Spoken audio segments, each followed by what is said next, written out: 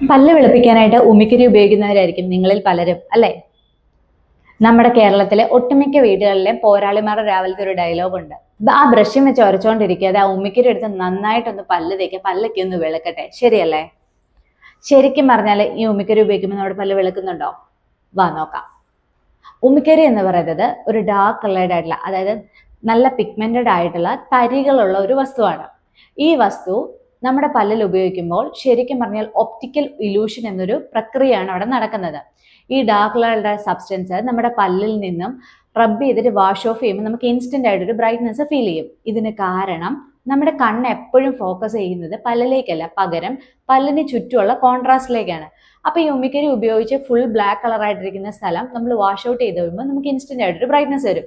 ഇതേപോലെ തന്നെയാണ് നിങ്ങൾ ഡാർക്ക് കളർഡ് ആയിട്ടുള്ള ഒരു ലിപ്സ്റ്റിക് യൂസ് ചെയ്യുമ്പോൾ നിങ്ങളുടെ മുഖം കുറെ കൂടെ ബ്രൈറ്റർ ആയിട്ടും അതേപോലെ നിങ്ങളുടെ പല്ല് കുറെ കൂടെ വെളുത്തായിട്ടും നിങ്ങൾക്ക് ഫീൽ ചെയ്യും.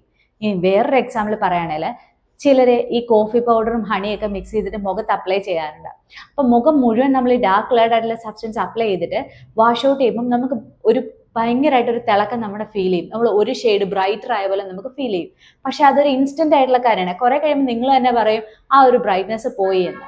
ശരിക്കും പറഞ്ഞാൽ ഉമിക്കരി ഉപയോഗിക്കുമ്പോൾ നിങ്ങൾക്ക് ഒരു നീണ്ട സമയത്തേക്കുള്ള ബ്രൈറ്റ്നെസ് ഒന്നും പല്ലിൽ കിട്ടത്തില്ല. പകരം ഈ ഉമിക്കരിയിലെ തരികൾ മൂലം നിങ്ങളുടെ പല്ലിന് ഇനാമൽ എന്ന് പറയുന്ന ലെയർ നശിച്ചു പോകാനുള്ള ചാൻസ് വളരെ കൂടുതലാണ്. അപ്പൊ ഇനി ഒന്ന് ആലോചിച്ച് നോക്കിയേ, ഉമിക്കരി ഉപയോഗിക്കുന്നത് നമ്മുടെ പല്ലിന് നല്ലതാണോ അതോ ചീത്തയാണോ?